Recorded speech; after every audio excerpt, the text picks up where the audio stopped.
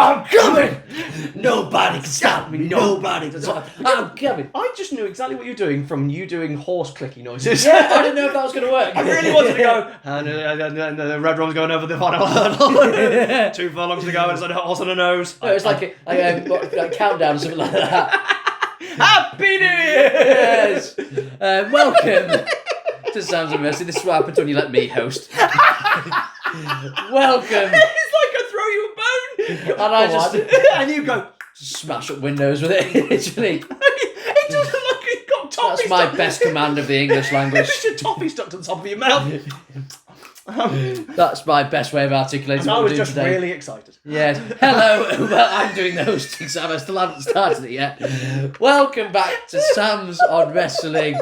This is our Power Rankings series, and today we are looking at MVP. This is a series Montel Vontavious Porter. not most valuable player, which is what it usually means. No, of course not, because he wasn't, but I liked MVP. This is a series where we rank sometimes singles wrestlers, sometimes female wrestlers, and sometimes tag teams on scores of 1 to 10 for 10 different categories, giving us each a score out of 100. We then combine those scores to give it a whole score out of 200.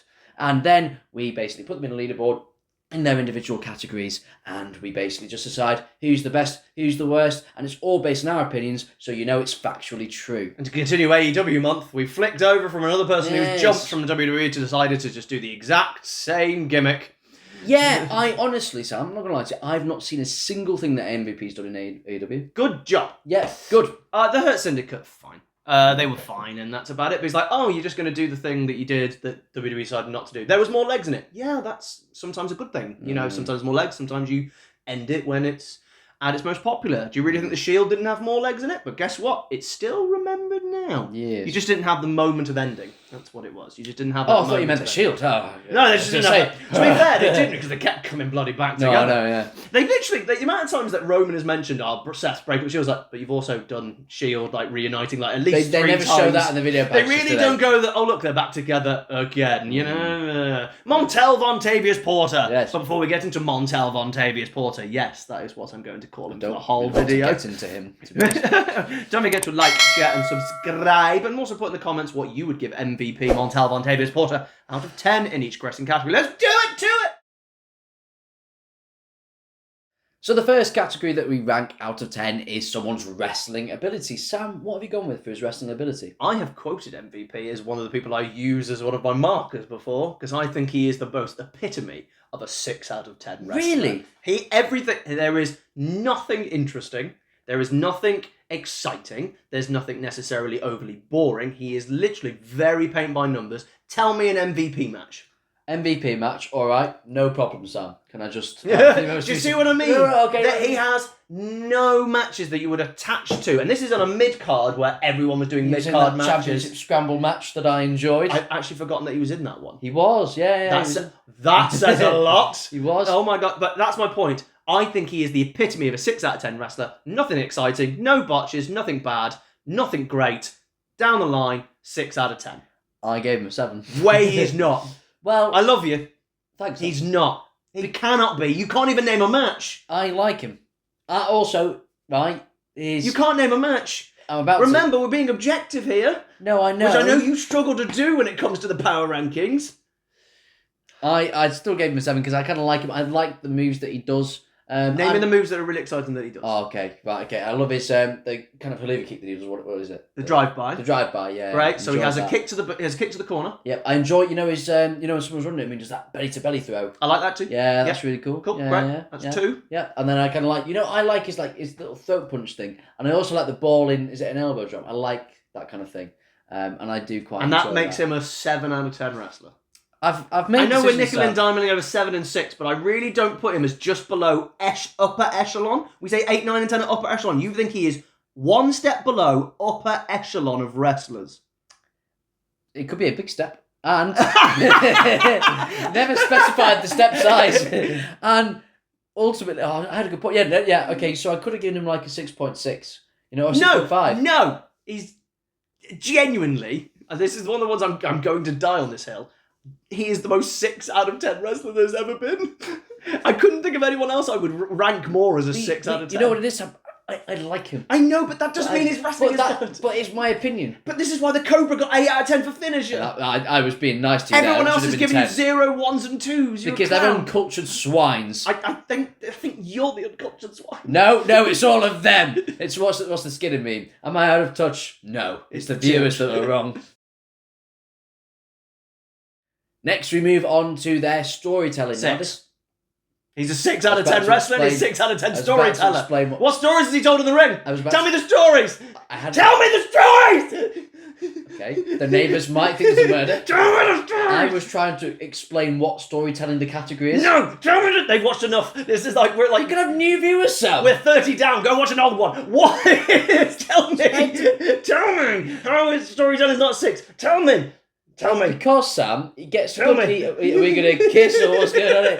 That'd be better storytelling. We can if you like. But I feel like he's good at getting heat as well. He's got good crowd interaction. He's got good... I think he did in the first year and then was nothing. You got to remember, for his WWE run, he was doing nothing the minute he kind of lost the gimmick of being the most valuable player gimmick. So he debuts in, 2006? Yes. And then he has that gimmick and does the United States Champion for about 2.5 years. He's really good. And then nothing. Becomes a jobber, has a tag team with Mark Henry. Oh, what a tag team. Barely. He had a losing streak for a while. He literally did nothing. And none of these matches told stories because, like, even his United States Championship, there was barely any stories in any of them. I can barely remember any of the matches because they more talked about Matt Hardy's, playing basketball and stuff. Sam, if you've not got anything nice to say, then don't say anything at all. You've given it 7, haven't you? This one I can give you a 6. Thank you. To be nice, but I that might be the only one I go down on. I like MVP, but I like no one likes MVP for the wrestling. It's everything else that comes with it, and you know it. Just like him. Next, we move on to their promo skills out of 10. Quite self-explanatory. How good were they on the mic at cutting a promo? Sam, what have you gone with out of 10? I've scribbled 2 scores out. And I didn't know which one to go with. I've got 7 and 8, and I didn't know which one to hedge for. Let me help you, Sam. I know you're going to go high. 8. Okay, you've gone up. And that was what stopped me. Is I kept going, is he an upper echelon talker? And I went, no. I think he's a very good talker. There's a reason he stayed in the mid-card, and A, because his wrestling is a 6 out of 10, and B, because his talking is good. And I think that's the key. I think he's made a better manager with his promo because he's gain age and experience.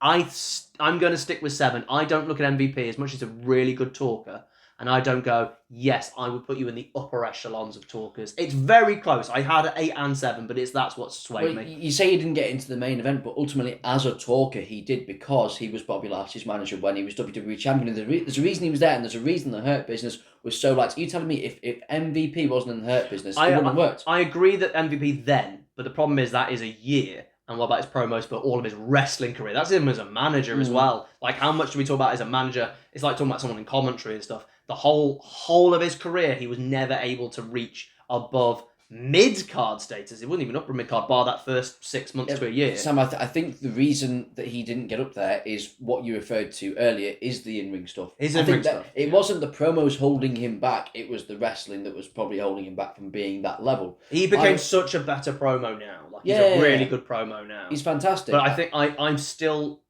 7. I still don't see him as an upper echelon. I really don't. I still think if you look at his work with Matt Hardy especially... Oh, that's fantastic. There's some lovely promos in there. We've got to remember, 7 is still way above average. No, I'm just trying to justify it going higher. Yeah, I don't see it, because here's my next thing. I cannot tell you a memorable promo.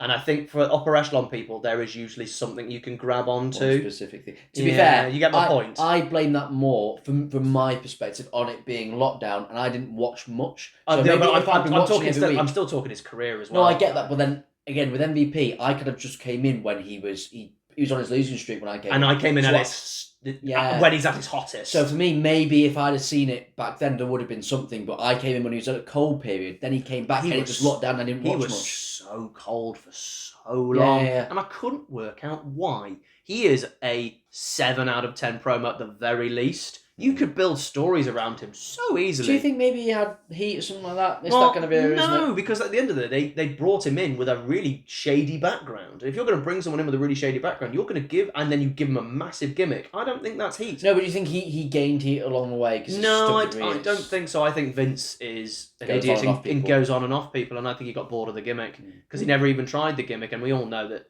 he was very bitter about Hurt Business leaving and not carrying on, and then the release and all that jazz. So we don't know what it is, but no, I don't know. I don't know what happened there. Vince didn't want to make new stars in 07, 08, 09, 010. He just didn't. 010. Next, we move on to their look. So this can be their physical appearance, their shape that they're in, but also their attire and their overall presentation as a star. What do you go with, Sam? 8. Yeah, I went with a 9. I was hedging where to go, and first of all, no one's really worn that type of outfit before. Exactly. And it's very interesting, very different. The only reason I can't go any higher is because he got Power Ranger chanted at him for a long time. Did he? Yeah. That's kind of funny. And you're like, yeah, he does kind of look like well, a bit of a Power Ranger. Heel thing, you want to make fun of the heels. I thought he looked great. I really loved it. I always loved his hair as well. I always thought he had really cool hair. I liked the suit. The problem is, the minute he finished that gimmick phase of his life, being the most valuable player, that's it. When he finished his is that pretty much the minute that United States Championship match, that run. He then only seemed to wear the black. Yes, and that looked the most meh. Like, he was so much better in the purples and the silvers and the blues. He looked like a star. And then the black one, he just like, and then he started wearing headbands and the black thing here. Yeah. The Robbie Fowler. There you go, the Robbie Fowler. And I thought he didn't look as good. So I thought he just kind of, because it became weirdly almost like he was wearing all black, and he kind of did when he did the Wakanda thing, didn't he? When he came back in the 2020 Royal Rumble. That was kind of cool. That was kind of cool. So for me, I think he's an 8. I can understand the 9 though. Yeah, I'm giving it a 9. I think if you go, he's an amazing wrestler, and he looks like that, my word. Do you know what? It's really hard. It's really hard to determine, because I just think if they'd have pushed this most valuable thing, I'm looking at main eventer, and I don't know what was the stop of it, but I liked the outfit. I really did.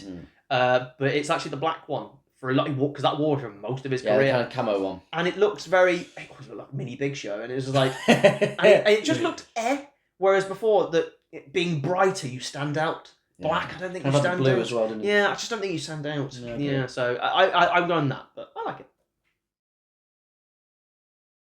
Next, we move on to their entrance. Sam, I know you're a big fan of this entrance. What have you given it? Where's the other hand? Yeah, I was going to say, we would have had a war there, Sam. I think this is one of the best entrances in wrestling history. I love it. I think it's awesome. I think it's like, and I don't care that it disappeared very quickly, and that's the only reason you might drop it down. I don't care. Yeah. If you're going to talk about his wrestling for 2.5 minutes and his promo for as a manager, I'm going to say his entrance is a 10. If you aren't sat there with awesome music, B, the build-up, C, an inflatable that comes through with smoke, cool. And then that pose, I'm sorry if you give that to any main eventer right now. Any main eventer, you're saying it's a 10 out of 10 entrance. This entrance was awesome, and it immediately made him interesting. If your entrance can make Brock Lesnar dance, yes! You've got a good entrance, haven't you? Nobody stop me. Nobody. I just love it. I love the inflatable. Yeah. Like, I know it must have been such a ball ache to do, but carry it on. It made him so interesting. When you got rid of it, you're like, you're lazy. You've already got it. Yeah. Just need to inflate it. Doesn't take long to inflate it. Yeah. Have him come out first. Have him come out first every time. Literally, just have him always come out first. Yeah. It's really easy. I gave it an 8, but I should give it a 9. You should. I'm only doing it because I wasn't around for the inflatable, which is awesome. You never got it because you just walked out. Walked out to the same music. I had it in the WWE games. Yes. Which is awesome. How many people did you give that entrance to? A few. Just give that to them. Every person is having that entrance. Yeah. It was really cool. So I'll give him a 9. Yeah, fair enough. Next, we move on to their work as a heel. Now, Sam, this is MVP's specialist category. What have you gone with? I wouldn't say it's a specialist category. I would say promo and... compared to face. Of the two. Yeah. I think he's a very good heel. I don't think he's an upper echelon heel at all, because he never got break in the main event, and I think that was because of his heel work. And I know we don't do that because of you're a good heel where you are, but I think for someone who's been positioned to be upper mid-card who then goes down, I think that's the key, to then go down. And he did. I don't think you could put much echelon for a heel. So I've gone with a 7. I thought he was a very strong heel. I thought he always got the heat. I think the minute that he lost that United States Championship, even though he was a heel for kind of a lot of this afterwards, no one cared. And I don't think he can never get that heat again. I think the problem with MVP is, I think he's a really good heel when he gets to talk. If you take the microphone away, some people can still get... Look, take Io Sky. Io Sky doesn't do much talking, but she gets so much reactions just by being her. And it's not that, oh, she's amazing in the ring. No, she has personality and everything that goes with it. MVP seemed to not be able to garner heat if he wasn't able to talk on the microphone. So I'm going to go with a 7. I gave him an 8. Is he an upper echelon heel? I like him. Is he an upper echelon heel? I like him. Is he? If you had the list of all the greatest heels of all time, is he in the upper Top echelon? 5 easy. Is he though? No. He's not, 15. is he though? I like him. I know you like him, but that's not what this is. We're not doing how do we like them. We are trying to rank them as unbiasedly as we can and not based on what we like. I know it's preference and I know we go what our opinion is, but you can't just go, I like him, he gets to be high. I understand that, Sam. My counter argument would be to your very objective point would be this. I like him. And that I would give him about 7.5, which mathematically is an 8 because you love maths. I don't think he's that either. I'm not going to lie, my 7 is closer to the 6 mark than it is to the 7 because I think if his career ended at the end of the United States Championship, I would be giving you an 8. But then the rest of his career, even the Hurt Business stuff, I don't think the heat came from him. I thought the heat came from the way Lashley was presented. Yeah, but Lashley needed MVP to work. Oh, absolutely. Yeah, exactly. Man, can he talk? No, exactly. But I said that's his promo work. I don't see it as his heel work. It is heel. I also don't think he was a great heel in ring either. I don't think he did much heel stuff in ring. That's more of a valid point. I don't think he's an 8, Sam. That's okay. I love you, but he's not an 8. That's okay, because Are you sticking with 8? I've changed my score too many times today, so... I don't think he's an 8 at all as a heel. He's just not. He's not upper echelon. But I like him. Next, we move on to their work as a babyface. And Sam, why have you given him a 10 for this one? I actually given him way higher on my sheet of paper here, and I think I'm going to change that. I had a 6. Yeah. Because everyone likes him. I had a 6, but then I realised... He's not. He's not a 6. No, he's not. He's an 8. He's probably a 4. I gave him a 4. Yeah. Do you know what? I'm going to give him a 5. I'm going to split the difference. And the reason I'm going to give him a 5 is I don't think he's a 4 babyface in reality. I just think he was booked terribly as a babyface. Yeah. I think is the actual issue. So it's really like a losing gimmick immediately makes you look stupid. Yeah, well, was he a babyface in that? Or yes. Was it, right, okay. Yeah, because it ended with him beating... he either beat Big Show or beat Triple H. One of them got involved, and I can't remember which one is which. I think it was Big Show. I think he beat Big Show and Triple H with the sledgehammer. That's what I'm saying. So, Big Show's a heel in the Triple H feud in that case. Yeah. So, he was a babyface, but the problem is, why didn't he get stuck in a tag team? When you're not going to push him, put him in a tag team. No, that Mark Henry one just didn't do anything. I mean, an actual tag team, you could have easily done a tag team, and then you could have done it if you're not going to push him. I thought he would have made a really good babyface, but the problem is he never changed his gimmick. That is a problem. There's no two ways about it. That is not a babyface gimmick at all. Not even close. And did the Hurt Business have a little bit of time as babyface, or am I making that up? I think you're making it up. Maybe initially because he was, I think, but when Bobby Lashley won the WWE Championship, he was all heel. Oh, of course, of course. So I gave him a 4, and I'm going to stick with a 4 because I feel like I may need to even out just to appease you a bit more. I'll allow it. My niceness. I'll allow it, but I'm going to. I think 5 is generous, is what I'm going to say. Next, we move on to their gimmick / their personality. I think this is one of his strongest points. It's an awesome gimmick. He's got great personality. What have you gone with, Sam? I've gone 7. I have not. I'll let you give your stupid score in a minute. I struggle with this one because the gimmick is awesome, but they abandoned it so quickly. And when I say so quickly, you don't realise how quickly. He debuted, I think it's No Mercy, so let's call it October, right? He's in an Inferno match 2 months later. It doesn't pair up. He's in a feud with Kane.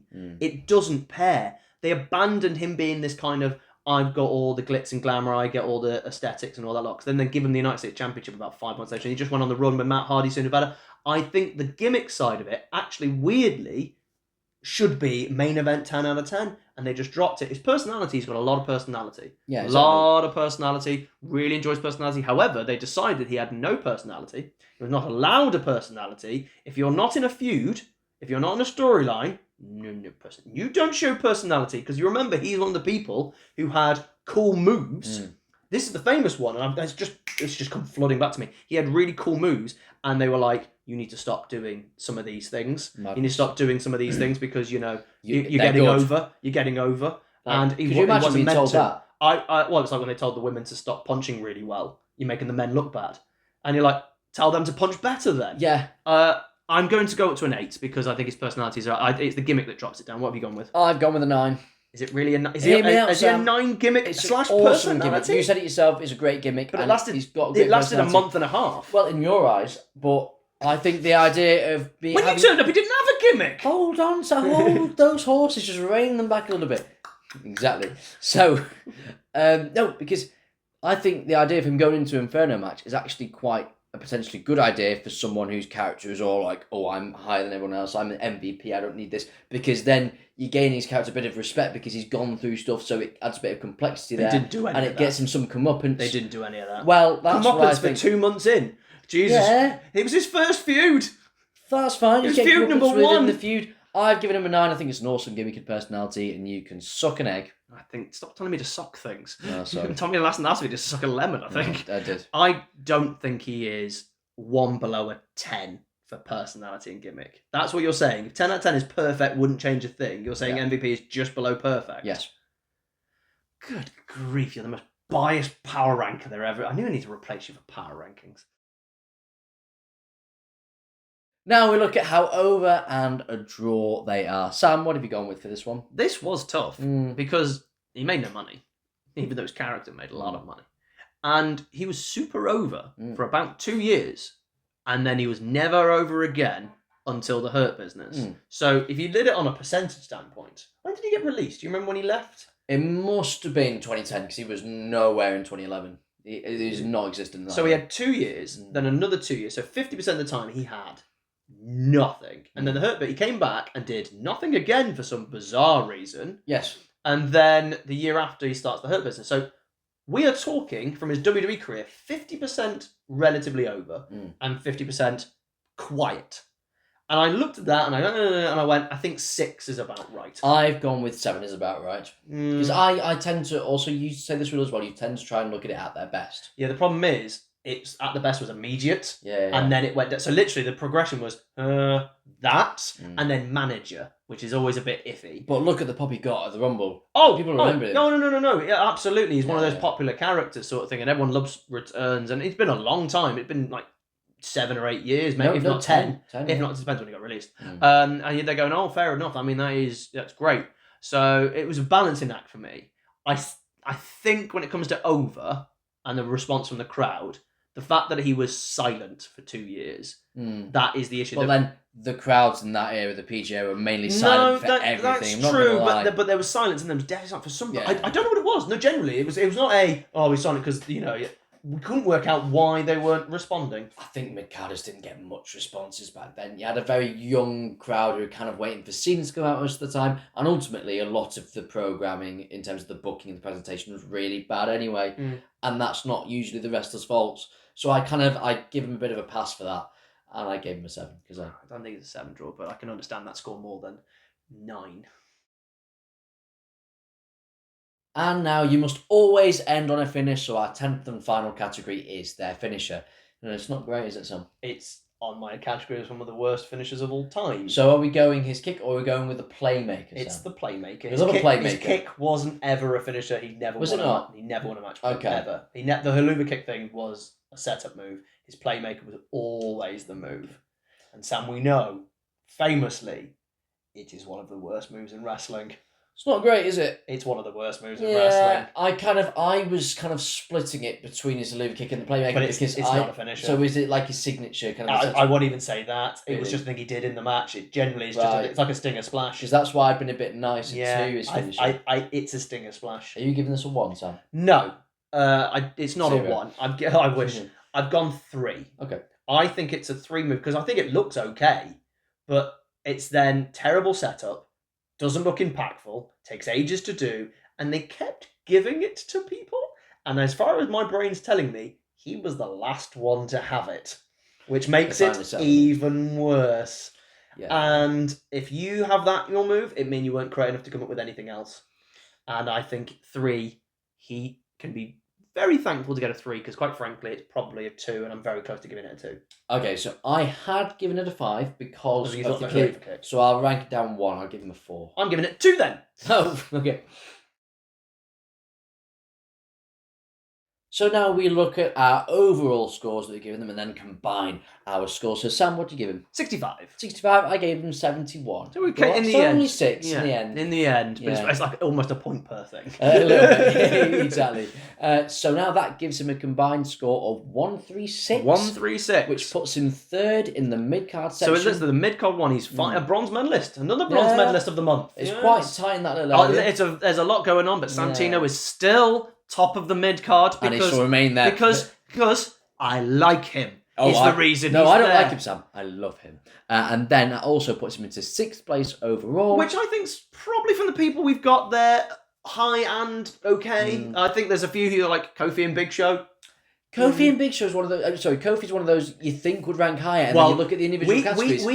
We did Kofi before his heel turn, and we gave him like 2s and 1s for his heel turn, and now we're like, oh, he actually can do heel. So add on probably about 10. And he might go over Santino there. Yeah, so maybe, just maybe, we need to do a retcon on Kofi. Maybe we'll do it in the next video. We'll do a retcon on Kofi and give him a new score. How about that? Just for whatever. Please put in the comments how you would rate MVP. Don't forget to like, share, and subscribe, and we shall see you next time on the Power Rankings. Because we're going! Nobody can stop us. Stop him!